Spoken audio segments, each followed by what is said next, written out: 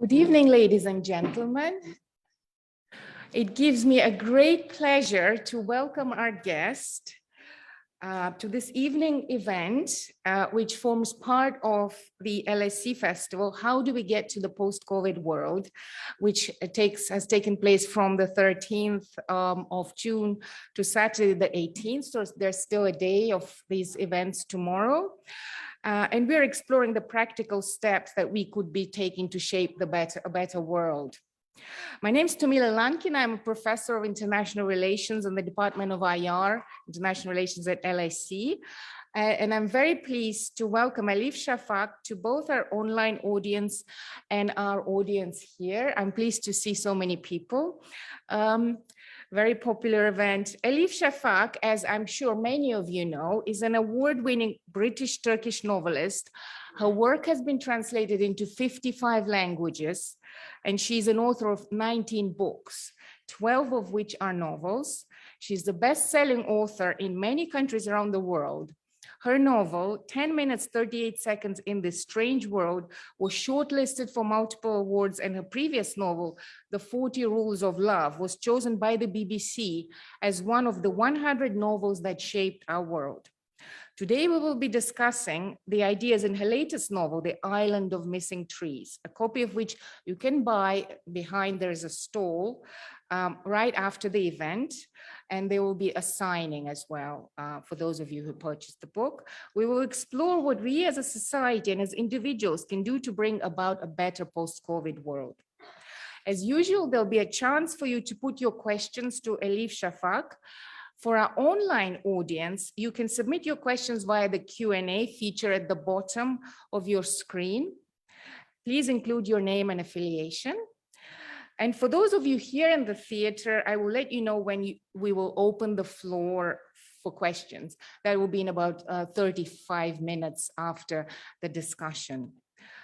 Please raise your hand and wait for the stewards with the roving microphone to get to you, and please let us know your name and affiliation, those of you who will be asking questions from the audience. I'll try to ensure a range of questions from both our online and offline audience are asked. Finally, for the Twitter users in the audience, the hashtag for today's event is hashtag LSE Festival. I would ask you to please put your phones on silent so as not to disrupt the event. It's been recorded and will hopefully be made available as a podcast, subject to no technical difficulties. So let us start with, I will take my prerogative as a chair and begin with a question, and hopefully we'll have a 30 to 35 minutes of a conversation. So in your wonderful new book, you write about historical memory that is something that cannot be erased, not least because in the next generation, children want to know to open the closets.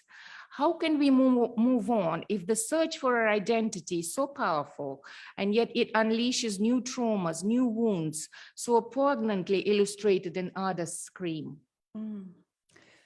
We started with a tough question. I really appreciate the question. It's one that resonates with me, and I'm very happy to be here. It's wonderful to be at LSE. I'm really looking forward to your questions and your comments. If anything I say doesn't make sense, please also share that with me. I really care about this question, and I also observe it a lot, particularly on both sides of the Atlantic. What I do observe is these intergenerational memories and silences. So we usually talk about family stories, but I think we need to talk about family silences as well. And those family silences shape us, even when we don't know quite what they're about. And perhaps especially then they shape us. So my point is absences shape us as well, not only stories, but also silences. And I think they matter. But what I have been witnessing over and over, and I don't know if this will resonate with you, is that the first generation of immigrants, exiles, or any family that comes from a complicated background, any family that has experienced some kind of displacement, when you look at the elderly, the first generation, these are the people who have experienced the biggest hardships, right? Our great-grandparents or grandparents. but they don't have a language. They don't even know how to express it, and they do not talk about that. So it just remains inside, bottled up inside their chests. And then when you look at the second generation, understandably, the second generation is not that interested in digging into the past, because they have to build a new life. They have to be forward-looking, future-oriented. They have to find their feet, tabula rasa, new beginning, which means it's the third or fourth generation sometimes in these families, the youngest in these families, who are asking the biggest questions about identity, about memory, about their ancestors' journeys. So you can come across young people carrying old memories. And I'm very intrigued by that. And I hear another question within your question, in the sense that it's not easy to dig into these stories. I understand that, I respect that, but I think silences can be quite problematic as well, because in order to heal, we have to remember first, both as communities, societies, but also as individuals.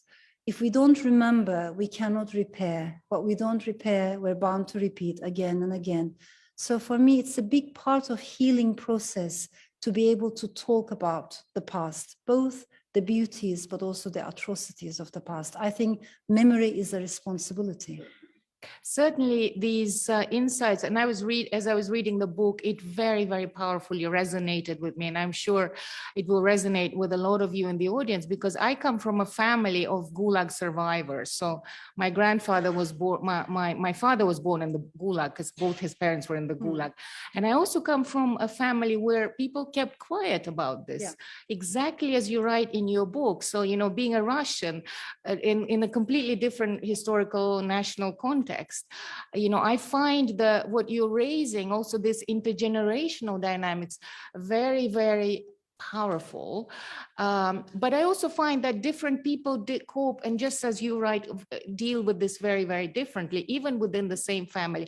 Some prefer to even raise their children with silences, and others with kind of opening the closets and unleashing all of these different traumatic, perhaps, dynamics that you talk about. Absolutely. And I'm not blaming the parents who don't want to talk about the past either, because it's not easy. And also sometimes with good intentions, most of the time with good intentions, because they want to spare the new generation of the pain of this past. And they want the young people to have a light, you know, happy life, that they shouldn't be burdened with the ghosts of the past. So that is a very benevolent, actually, intention, but I don't think it works well in the long run, because understandably many young people want to know, and they have questions to ask, and they sense it. Even if they don't, maybe the family doesn't talk about it, doesn't mean the youngsters in the family do not sense those absences. So I think in the long run, both for societies, also for communities, also for families, it is healthier to be able to talk about the past rather than just to have all these gaps of silences in the middle. Absolutely. And in your novel, you explore these dilemmas really masterfully. So let me also start bringing in some of the characters without giving away too much, because there is a lot of suspense. You will be really gripped. It's a really fantastic novel. So in reading about Ada's quest, and she's one of the main characters, about Daphne's quest to exhume the remains of the dead who perished in 1974, I was reminded about one of the lines I said in a video that LSE recorded promoting my own book, which is also available for you behind here. And the line was that when we talk about the Bolshevik Revolution in Russia, we talk about the people like the aristocracy or the tradesmen, the bourgeoisie, the priests, that they simply disappeared and the whole new order ushered in. Because we know that the millions who perished in the Gulag, or the thousands who were executed, we know about those people. But I said in that video that the people don't just disappear. And to me, Daphne's exhumation of the dead is a powerful metaphor of the futility of burying the past. It lives on with us. in the fig tree. The fig tree is a very important character in this novel. It lives on in the wells, in hidden burial grounds that one day we will come across. So could you talk a bit about what that exhumation work symbolizes from your own perspective? And I think you've already touched upon that, but maybe we could also talk about how you came up with these characters, whether it's sort of based on any concrete stories of real people, quote unquote. Yeah, I really appreciate. Maybe I should tell you right away that I've been wanting to write about Cyprus for a very long time. You know, as those of you who are familiar with the island, I think would agree with me. This is a beautiful island with beautiful people, north and south. And yet at the same time, it's not an easy story. It's not an easy story because the past is not a bygone affair. I think the past is still alive. The past is still breathing, and the wounds are still bleeding, right? They have not healed yet. So depending on whom you talk to, there are clashing memories. There are clashing remembrance of the past. As you know, there's a border which is guarded by United Nations, which literally separates Christians from Muslims, Greek Cypriots from Turkish Cypriots. So there's a frontier that cuts along both religious and ethnic lines. So the dilemma for an author is, how do you even approach such a complicated story without yourself falling into the trap of nationalism, without yourself falling into the trap of tribalism, right? So I couldn't find an angle. For a very long time, I've been thinking, reading, researching, listening, absorbing, but I was not able to even approach the story until I found the fig tree, or the fig tree found me. So it might sound irrational, probably it is, but I feel very grateful to this tree because it's an immigrant tree. She allowed me to take a completely different approach, and I needed that. And the second thing I want to share with you is that I lived in the States for a couple of years. I used to be a visiting scholar there. And I never forget, when I was in Ann Arbor, Michigan, winters were very cold, extremely chilly. And I met some Portuguese American families who would bury their fig trees under the ground if the winters were particularly harsh. So this is a botanical technique. You literally dig a trench, you prune these trees, they lose some roots, you push them gently under the ground, they remain under the ground, and come next spring, you unbury these trees and they're healthy. So this technique helped me to approach incredibly difficult subjects. As you might know, there's a bicommunal organization in Cyprus, and I have a lot of respect for these people. It's called the Committee on Missing Persons. It was launched by the United Nations, but it's the islanders, it's the Cypriots who are doing the real work, and Greek Cypriots and Turkish Cypriots are working together. And many of them are women, and many of them are young people, and many of them are volunteers. And what they're doing basically is to dig the ground to find the bones of people who went missing during the time of the Troubles.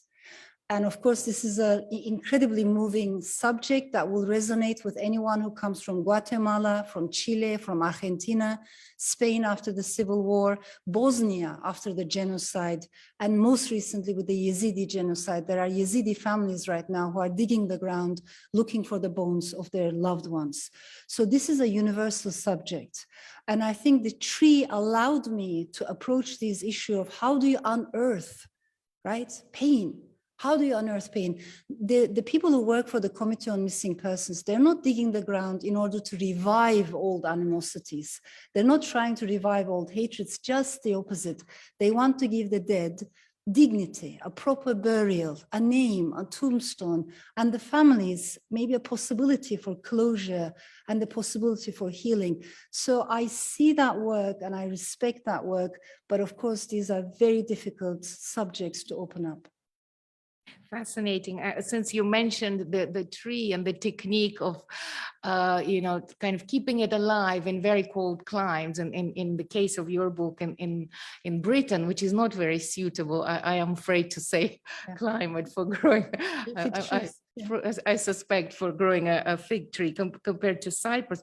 But I should mention that this book is almost also a really kind of fascinating I don't know if I should use the word textbook, but it's got very interesting sort of snapshots that are about the plant world, the animal world, you know, the ants, the songbirds, they come so alive.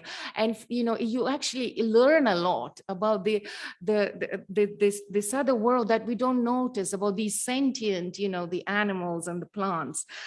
It's really absolutely fascinating. But of course, also the conflicts from different historical sort of conflict areas across the globe. And so in that sense, it's also a very informative book. And I'm a political scientist, and I really learned a lot. And I'm sure my colleagues who study conflicts and post-conflict reconciliation will also really appreciate it.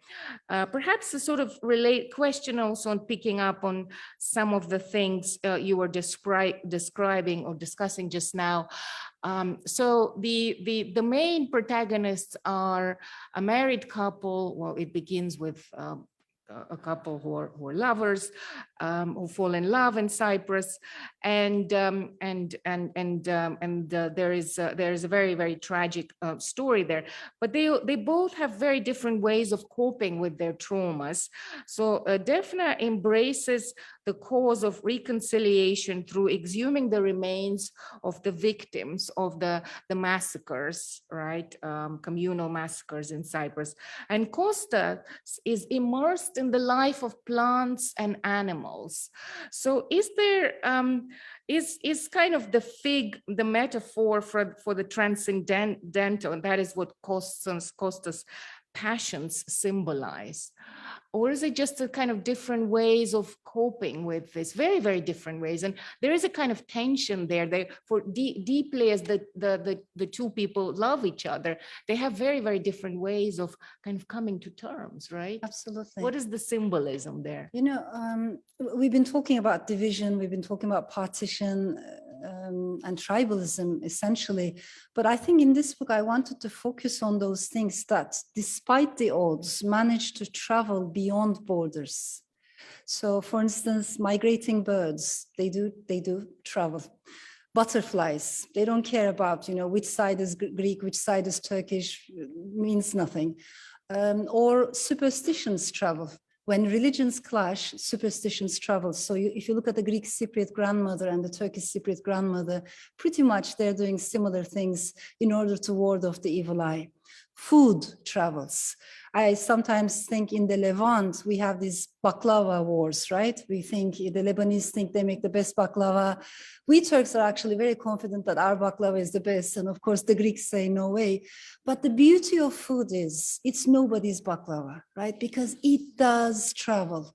It does defy all those nationalistic cliches that we human beings take for granted. Similarly, stories travel. Right? Lullabies travel, legends travel, and I think love travels, sisterhood travels. I am not claiming it's easy, it is difficult, and the people that we're talking about, they are scarred, they are bruised. So this is the kind of love that it has a price as well, but it's not impossible. So I am very interested in those things that manage to connect. How do we connect beyond borders in a world that constantly pushes us into boxes and tells us that we cannot understand each other because we come from different backgrounds, we cannot love each other because we come from different cultures. Despite these teachings, human beings continue to connect. That to me was important. But I'm not underestimating what you said. There are different personalities. They deal with trauma in a different way. Let us not forget that one of the biggest differences between them is that one of them stays, the other one leaves. Now, I think I have observed this in country after country, you know, those who stay and those who leave. It's a very difficult existential gap that opens up. Those who stay incredibly hard every day, they have to deal with the bruises, scars. Those who leave seem to have an easier life, but actually maybe they never heal. So to be an immigrant, to be an exile, to be a diaspora, whatever you call it, there's a melancholy that keeps coming with you, but it's difficult to talk about.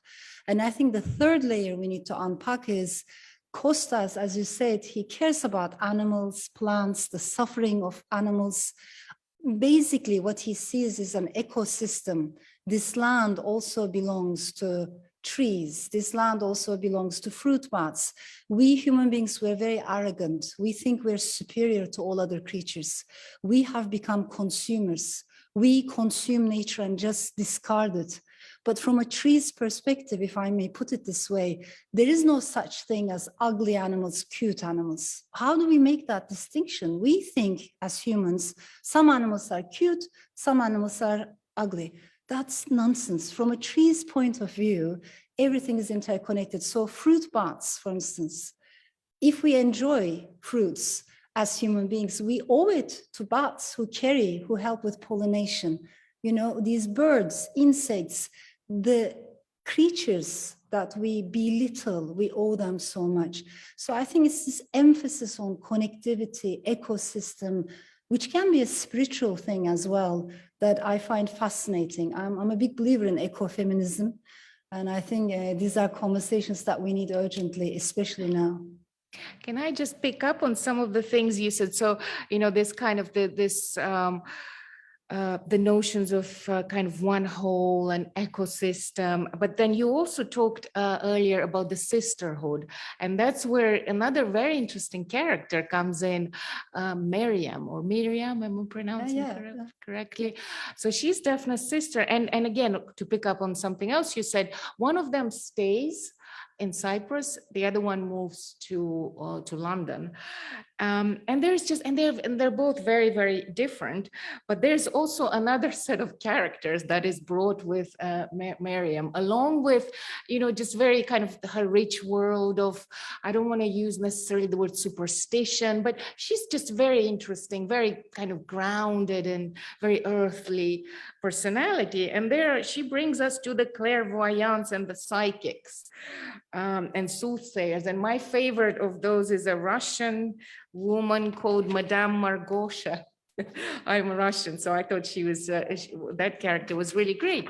And each time I think there are several psychics that come sort of appear in the book in different places. But each time I was, you know, I'm sort of really reading in great suspense, you know, they're going to predict something, tell the future, but each time the reader is left a little bit, and then nothing happens.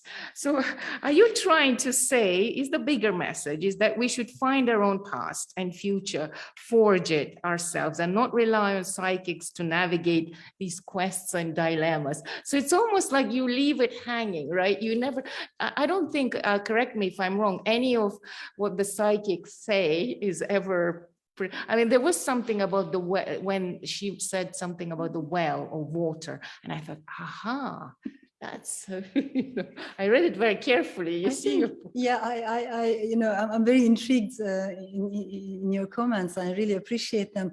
I think basically I'm interested in this clash, if I may put it this way, between rationality and irrationality.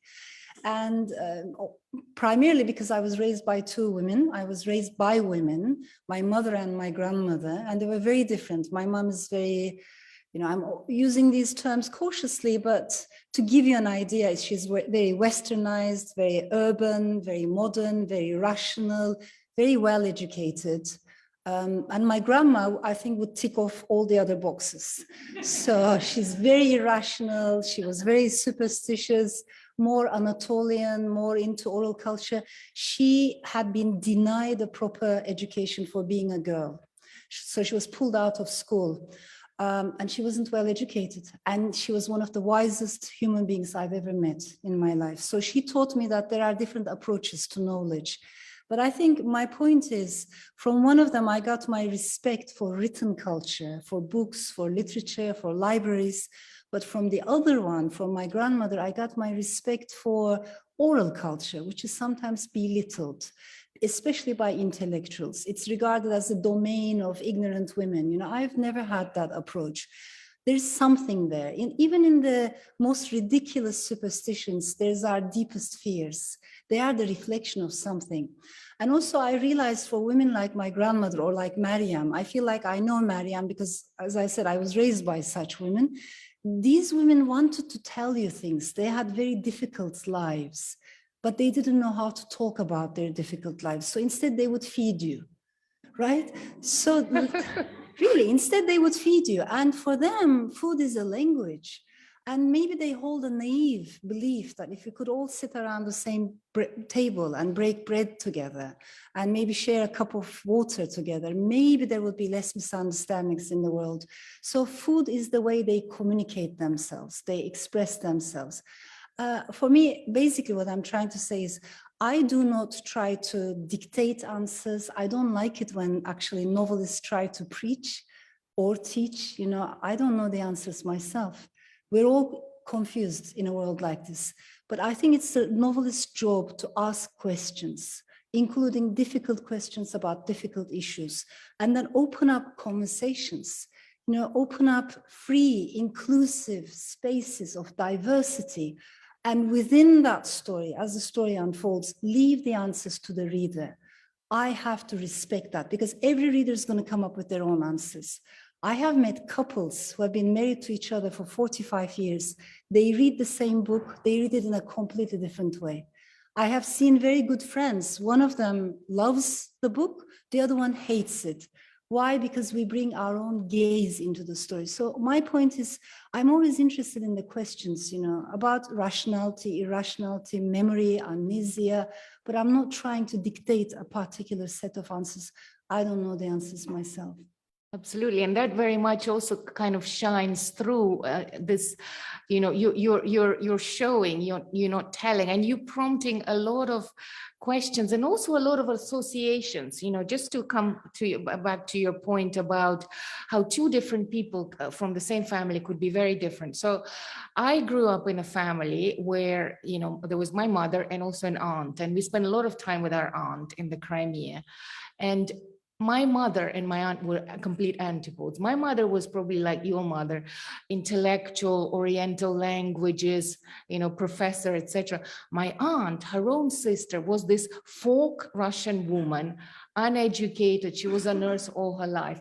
And in some primordial way, I felt closer in some ways to my aunt, because to me, she epitomized the Russian identity that I think is kind of somehow lost behind these esoteric sort of intellectual. And maybe I think that's how, you know, your own sort of grandmother, maybe that's what she brought to your life, this kind of earthiness. And you know, certainly that those are the kind of associations I was thinking about as I was reading. And there is no simple good or right knowledge there and wrong knowledge. There are just different ways of there are different types of knowledge and wisdom. I think wisdom would probably be a word. Yeah, I hear you. And I think I do make a distinction between information, knowledge, and wisdom. I think they're completely separate things. And maybe one of the dilemmas of our age is that we're living in an age in which we're bombarded by information. We have way too much information, more than we can ever process, but we have very little knowledge and even less wisdom. And you will remember there was so much emphasis on information, especially in early 2000s. You know, you're much younger than me, but those of you who will remember late 1990s, early 2000s, you know, this optimism, extreme optimism about digital technologies. If you spread information, democracy is going to spread. Back then, I remember a young couple in Egypt, they had named their newborn baby daughter Facebook. And I also remember a family in Israel, about 6 months later, they named their child, their third child, Like. So this is the mood of early 2000s. And I do think about those kids who are now older, of course, Facebook in Egypt and Like in Israel. You know, what kind of a world have we given them? Because now we have swung into pessimism. So let's put more emphasis on knowledge and ultimately, hopefully, into wisdom. I think knowledge, you can't rush knowledge. It's very different than snippets of information. Information makes us arrogant too, because it gives me the impression that I know something about everything, but I have forgotten to say I don't know. You know, when was the last time we ever said I don't know? I don't have to say I don't know because I can Google it. But that's an illusion. So I think for knowledge, we need conversations like this. We need to slow down. We need slow journalism, festivals, cultural festivals, books. But especially for wisdom, I do believe we need emotional intelligence and empathy as well. So that brings the mind and the heart together. So we need art, we need literature. One thing, if I may come back to your point about different women, what stayed with me from my, being raised by a mother and a grandmother, what stayed with me most vividly is the sisterhood, is the way they supported each other. We can be very different. We can be different in our approaches to life, but do we support each other? Especially as women, especially as minorities. Otherwise, I think it means nothing if you have a few seemingly successful women in the world of business, a few seemingly successful women in the world of whatever, media, this and that, means nothing if we don't learn to pull each other up together. So my life changed a lot because my grandmother supported my mother at a very critical moment in her life. And I've never forgotten that. So I do sincerely believe that if and when women support each other, the impact of that goes beyond generations. Absolutely. And, somebody coming from the former Soviet Union, which is a whole different story, full of traumas, etc. The women, that really resonated. The women and the sisterhood and the mutual support and the kind of the absent men because they're killed or repressed or whatever. That certainly resonated. Very, very powerful part of your story. You mentioned literature and communication. So we have about 3 minutes, I would say, before we start the Q&A. And I wanted to ask you about writing. You write beautifully, really, really very beautiful prose. How do you achieve the harmony of narrative and style? How do you know when, after layers of editing and polishing, the sentence is, that's it, it's the right sentence, and you're happy with it and you sort of move on? Yeah. I'm honored that you think I do know the answers, but actually writers are always a bit lost. We are full of self-doubt. We are full of anxiety.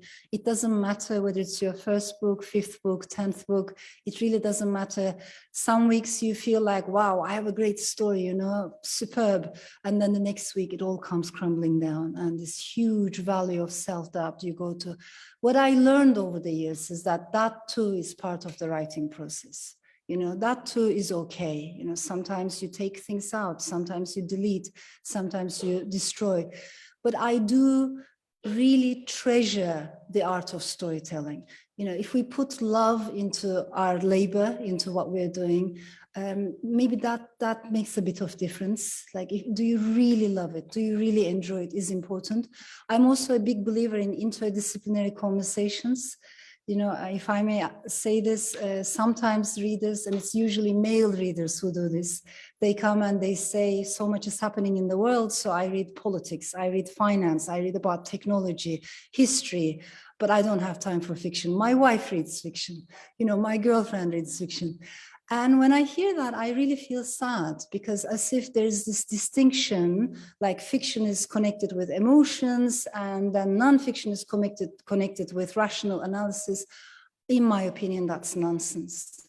I think inside fiction, there's everything. Whatever is the subject of life is the subject of fiction. So inside fiction, there is politics, there is history, there is philosophy, psychology, but perhaps most importantly, there's emotional intelligence. And I don't know a single human being who doesn't need to connect with their emotions. Whatever we do in life, whether you're politicians, dentists, designer, students, professors, we have to be able to connect with our own emotions. So there are things that fiction does in its own way, but ultimately I think it's better for the human mind and for the human soul to read across the board. Let's read everything, anything that speaks to us in that moment of time. So we can read political philosophy, let's also read neuroscience, let's also read cookbooks. There's no such thing as highbrow literature, lowbrow literature, who even makes those distinctions? But let's also read a lot of fiction. So we need more men to read fiction, and we need more across the board, eclectic reading lists, because that is what nourishes the intellect. And I think that's what nourishes the human soul as well. So these are the things that motivate me. And I do have a lot of respect for the art of storytelling, because I think it has a capacity to rehumanize people who have been dehumanized. I don't want to take too much time, but if there are more questions, I would love to dwell upon that. Thank you. So actually, you very nicely, I think you've addressed the last question that I was going to ask, because the last, and maybe you have just a couple of words on that. What is your advice to aspiring writers who want to write fiction or non-fiction that speaks to the big issues of the day and that makes us think? So you talk about this kind of the bridging between all this, the quote unquote academic or sort of information type works and the kind of the more fiction stuff, but in your book I can see that it's very nicely fused. So what would be your advice for people who are trying to, because your work also makes a difference to the real world, people will be reading it and thinking about the coming to terms with conflict and trauma, moving on, etc., etc. I think, as writers, we need to be two things. We need to be readers primarily. We need to keep reading, but also to be good listeners. Just try to listen what people are saying, not only what they're saying, but how they're saying what they're saying, with what kind of emotions, where are the silences, where are the gaps, where are the pauses? To me, that's a very important question. So writers should not only chase stories. I think we need to respect and try to understand silences. Who are the people who are pushed to the margins? What are the stories we never hear about? Who are the people who have been left voiceless, left behind, left out? These things matter. So to try to bring the periphery to the center, to try to make the invisible a bit more visible, to try to make the unheard a bit more heard, I think lies at the core of literature. So in that sense, there's a rebellion at the core of literature. But if I may quickly add this, one thing that stayed with me, I've never forgotten, I used to go to schools at some point a lot in Turkey because I had a children's book out. It gave me a chance to meet young readers. I'm talking about really young readers. Now, if you talk to a 6-year-old, 7-year-old, 8-year-old Turkish child or Egyptian child or Jordanian child, they are no different than a 6 or 7-year-old Canadian, Norwegian, or Swedish child, right? At that age, children have so much courage, so much confidence, chutzpah, and interestingly, at that age, girls are just as confident, if not even more confident than boys. But then I would go and meet students of an older age group. Now you're talking about high school students. Everything has changed. So if you ask in a classroom full of younger students, is there anyone here who is writing fiction? Almost all of the hands go up. Is there anyone here who is writing poetry? Again, all the hands go up. Ask the same question to 18-year-old, 17-year-old young people, nobody puts their hands up. And just as equally important for me was to observe that young women or young girls at that age have become timid. Why? Because we taught them, blend in, don't stand out, watch out, what you're wearing, how you speak, the tone of your voice, whether you laugh out loudly, you will be judged. And to such an extent, we learned this, that even when there's no one around, when I look at myself in the mirror, I'm still judging myself through the eyes of patriarchy. And what that does to our soul is that it crushes our creativity. We are scared of being different. We cannot do art or creative work if we're scared of being different. So rather than looking for inspiration, of course, we will be inspired by each other.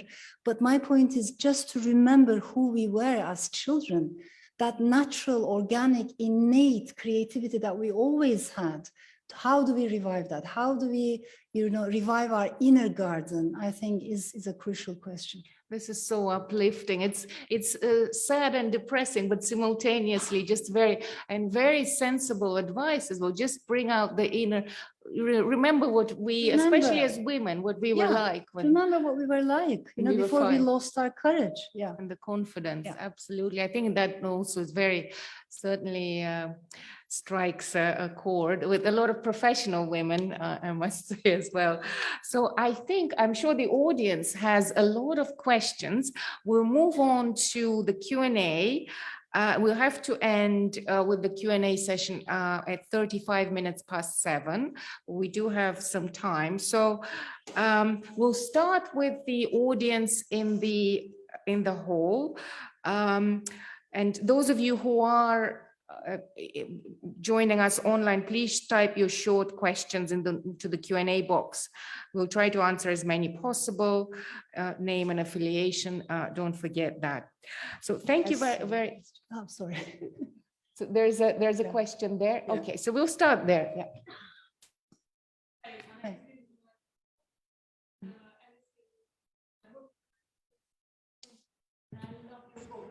Yeah. Thank you. So you mentioned that you were interdisciplinary, and I agree with you. As a storyteller, you are a historian, a social psychologist, a behaviorist. So I'm going to ask you an economics question, if that's all right. How do we heal globalization? And from a humanistic point of view, what is your antidote to numbness? Thank you. Such a powerful, such a beautiful question, and also urgent, right? Universally urgent. I'm someone who just likes to learn from different disciplines. But what troubles me is this dualistic way of thinking, these binary oppositions that we're constantly being pushed into. And I think this is happening a lot, especially with the rise of populism and populist demagoguery. We are being told that you can either be a nationalist or you can be a globalist.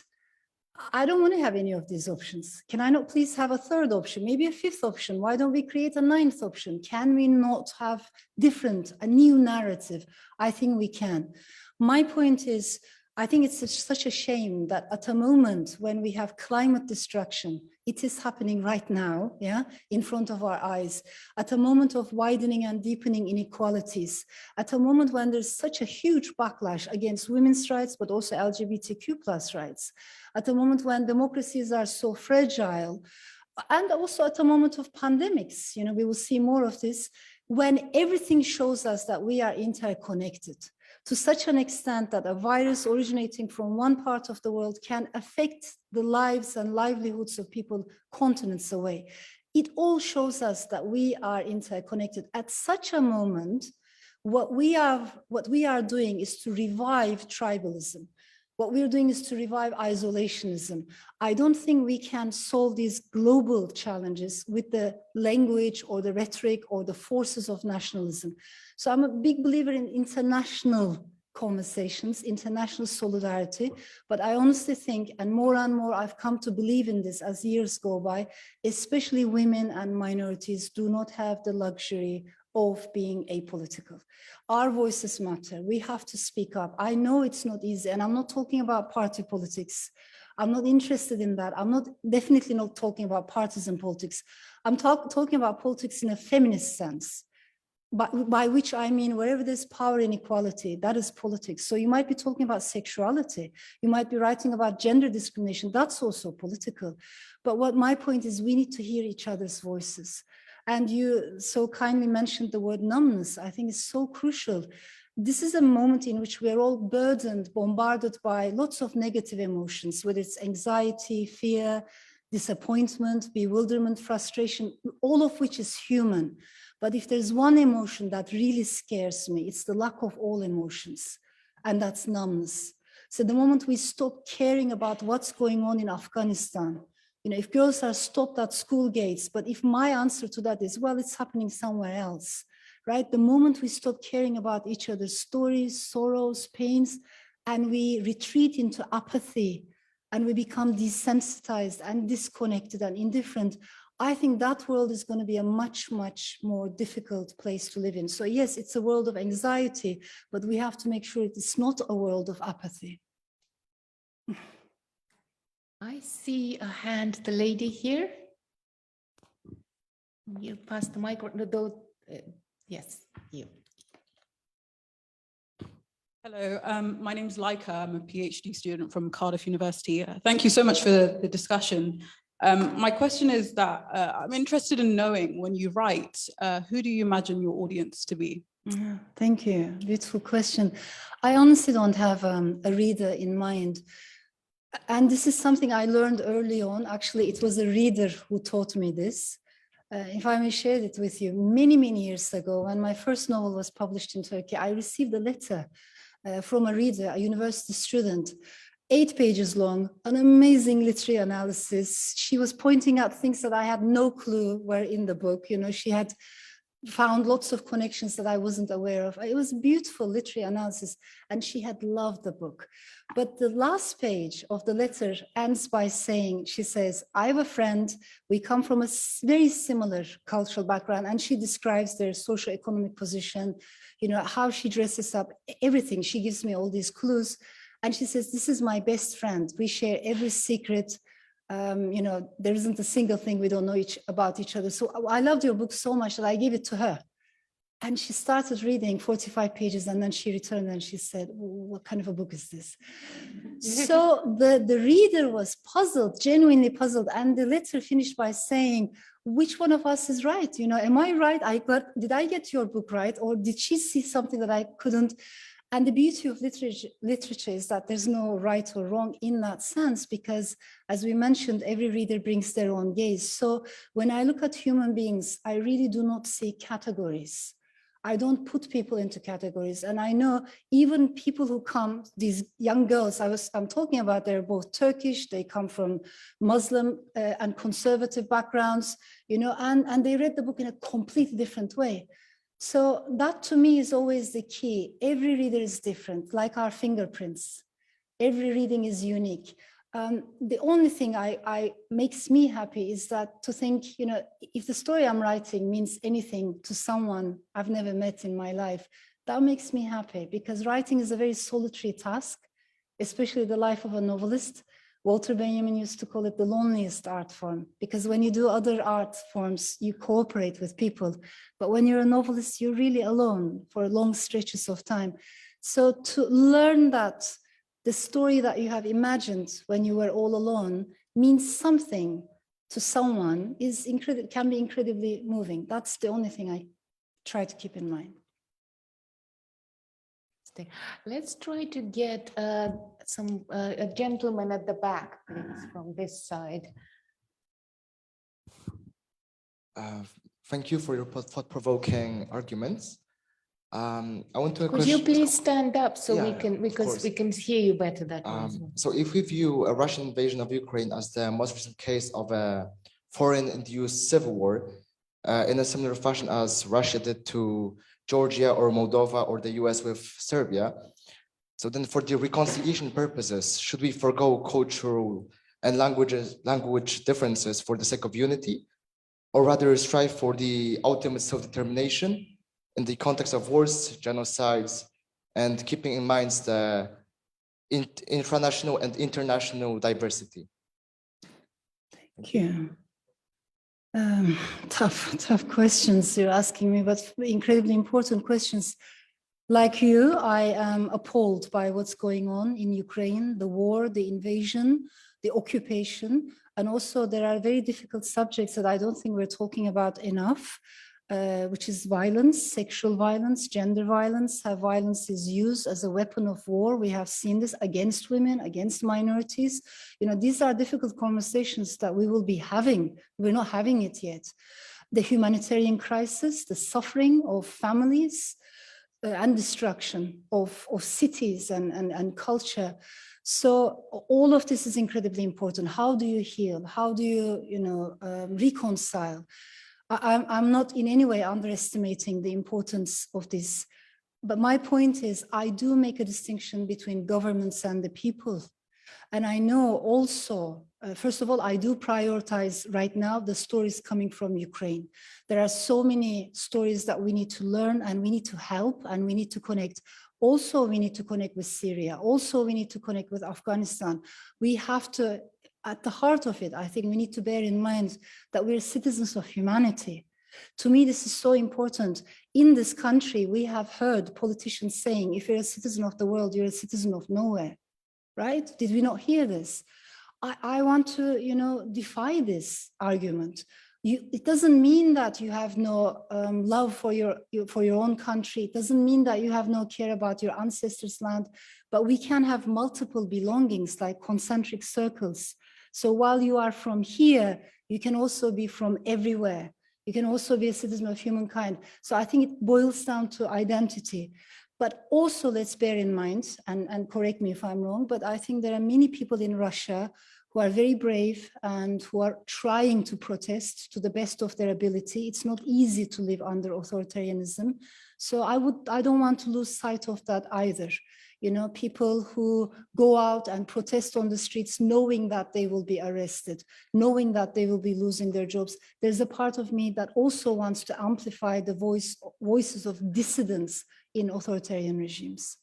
Can I just quickly add to that, that as somebody who is obviously absolutely also appalled at the horrific violence that Russia is inflicting on Ukraine, I'm deeply, deeply touched as a Russian. And one of the reasons why your book resonated is because, and I put in a Twitter post about this event that, both, the Russians and Ukrainians will be living with this trauma of this horrific war, whether we protested against it as I did from day one on Trafalgar Square or not. This is something that will live on, and your book is really about how it just lives on in the next generations, and this is really this is the reality of this. Yeah, but absolutely. And just to follow up on that, I think one thing I'm conscious of is that we need to prioritize the stories of victims. Because if we tell the victims, just move on, forget it, that's like adding insult to injury. That's why we need to talk about genocides, atrocities, not in order to get stuck in the past, but to honor people's suffering, but also hopefully build a better future together. So I think, again, remembering and being able to talk about silences is an important part of that, hopefully the healing process that will follow. Absolutely. I think we should probably move. I see lots of hands, but I think we should move to some questions from the online audience. If our colleagues could, is there somebody reading out? Yes, if you could read out. We'll take one by one, unless you want to bunch them together. I'll speak now. Okay. Thank you. We have a number of questions. I'll read. Should I read one by one? Maybe you can sift through and Okay. yeah. So Anik Edun says, I'm a current LSE student. Your perspective of talking about difficult experiences is really profound.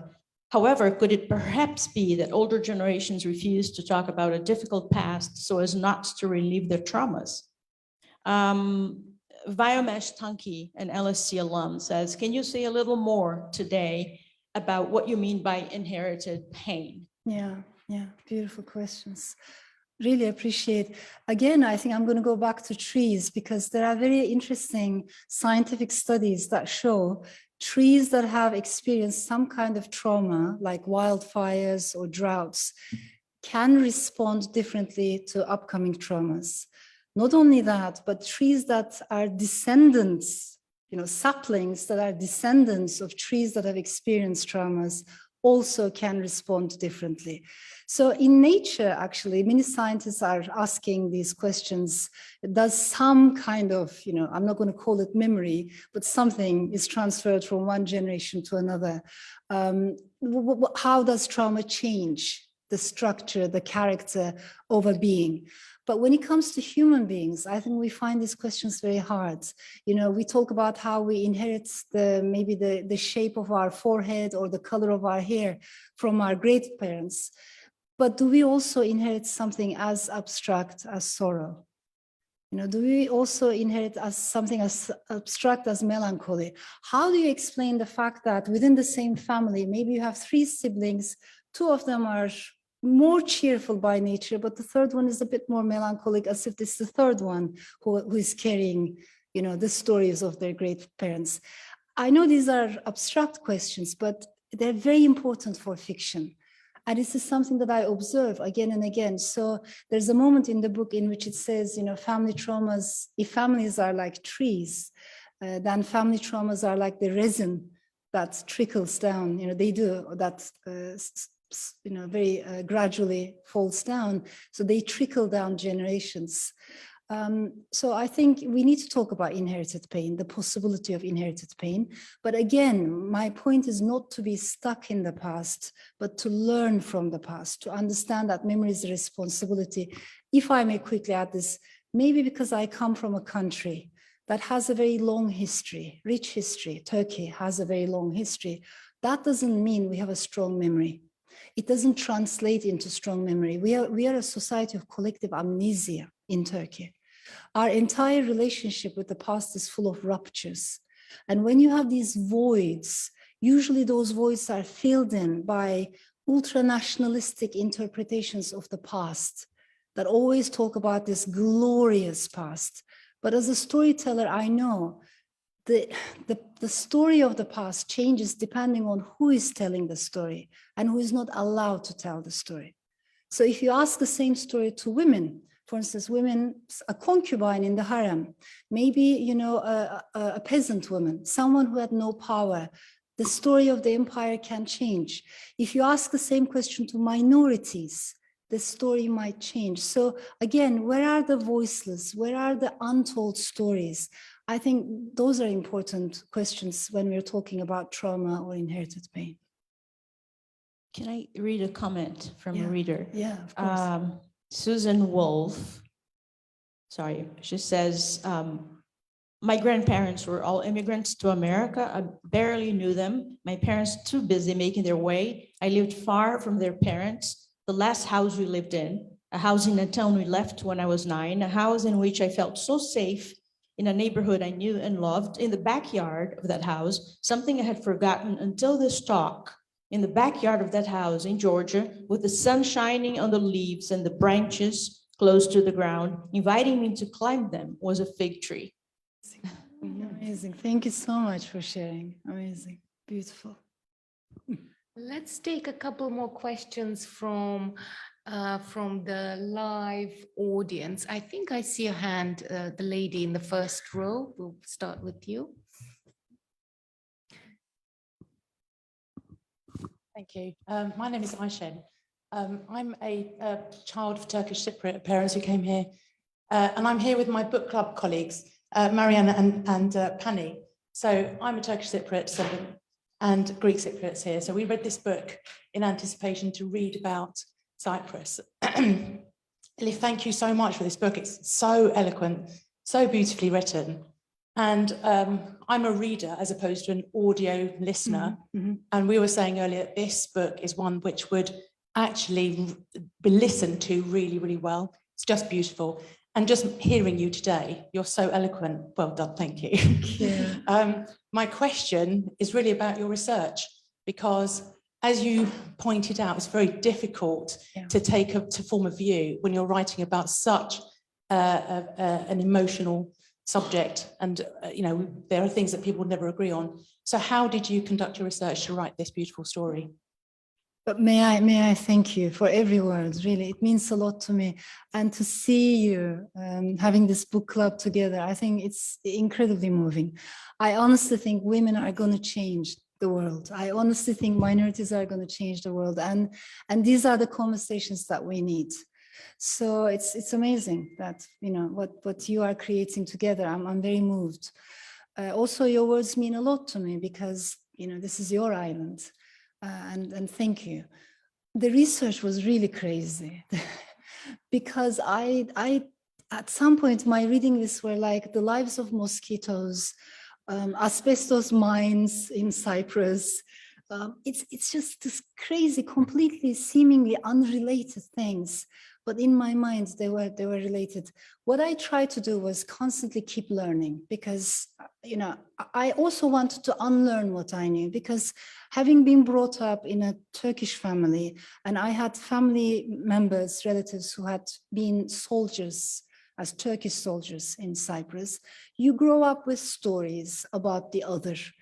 And I think it's not only learning that we have to do, sometimes we have to do unlearning as well. You have to unlearn some of the cliches, stereotypes, prejudices that you're not even aware of carrying inside. So, you know, learning and learning has to go side by side. But I found it fascinating. And this is an island, I need not tell you this, that is so beautiful. But at the same time, it's a mystery to me that especially in this country, even though it's part of British history, even though it's one of the top destinations for British tourists every year, even though many people travel to Cyprus, rightly so, they should, the history, the complexity of that history, not very well known in this country. So that was interesting as well. And if I may add this very quickly, I learned the most, I think, from people who told me their stories. So there's as you know, there's a big community, Greek Cypriot community, Turkish Cypriot community, also Armenian Cypriot, very small, but there is a community as well. And people, share. They share food, they share stories, and very warm-hearted. So I think those are the things that really stayed with me the deepest. Can I just quickly add something to what you just said about the history that remains, and the history of Cyprus? And that reminded me, last summer, for the first time, we went to Cyprus. And unlike many tourists, we didn't want to just do the beach. We were dragging our 10-year-old son through the sweltering heat, through all the ruins, etc.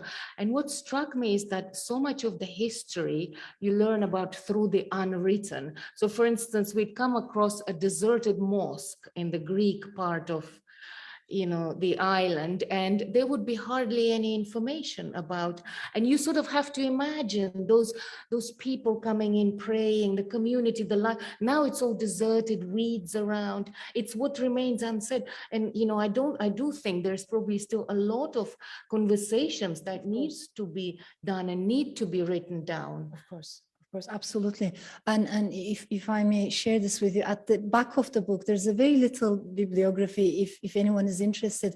But one of the books that moves me a lot is actually written is the personal accounts of the Committee on Missing Persons, meeting those people, Greek Cypriots and Turkish Cypriots, meeting those women in particular. It's incredibly moving. If I remember the title correctly, it should be Under the Carob Trees. And so that's a very moving book, personal witness accounts. One question from the gentleman here. We have maybe about 1 minute before we should stop. So maybe we'll wrap up with this last question. Thanks very much. I'll try to keep it brief. My name is Sid. I'm an LSE alum, and I'm from Afghanistan, actually, first generation. My question is concerning the recent comments by American author James Patterson, who said white writers are facing a different kind of racism. As a fellow writer and author who's worked both sides of the Atlantic, I wonder what you thought about that. And connected to that, I have a story to tell, and I just wondered if you have any pointers for people like me who probably don't have the avenue to tell them the initial steps. Thank you. I really appreciate. And I heard you correctly, right? You said I'm from Afghanistan. Yeah. Thank you so much. And you said you have a personal story to share, and I think the world needs to hear that story, because it's just unbelievable how quickly Afghanistan stopped becoming the news, right? That is unacceptable. It has to be the news. It has to be our center of attention. Many parts of the world has to be center of attention. So I think your stories will be so important for us to learn from. With regards to the comment, about white authors of a certain age and privilege being discriminated against, I will disagree with that. And it's very interesting that on the same day when this interview was published, I don't know if you've noticed, there was best-selling or something, top 10, top 25 nonfiction list. Did you take a look at that? There wasn't a single woman on that list. Nonfiction. There wasn't a single woman that week. How is that possible? There are still so many barriers. Sometimes people think that in the Western world, there's no, gender inequality, discrimination or discrimination against minorities. That's not true. So there are lots of glass walls, not only glass ceiling, but glass walls, which you don't realize until you bump into it. And it is much harder for younger women. It is much harder for especially younger women coming from disadvantaged backgrounds or minority backgrounds, and it's equally harder for minority background authors. So within the publishing world, we don't have enough diversity. We need to have these conversations. I'm not even talking about how your books will be reviewed. I cannot, tell you how many times I have been gaslighted, mansplained. I have had male literary critics in Turkey saying, let's see what our daughter has written this time. The guy who writes that is my age and I'm not his daughter.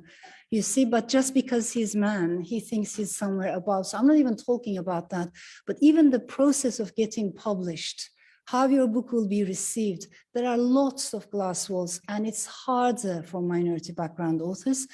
And if I may add this very quickly, I think there's also a lot of boxes within the publishing world. Like if you're an Afghan women writer, for instance, if you're a non-Western writer, especially a women writer, you're not expected to write sci-fi or experimental or avant-garde fiction. Why shouldn't you be able to do that?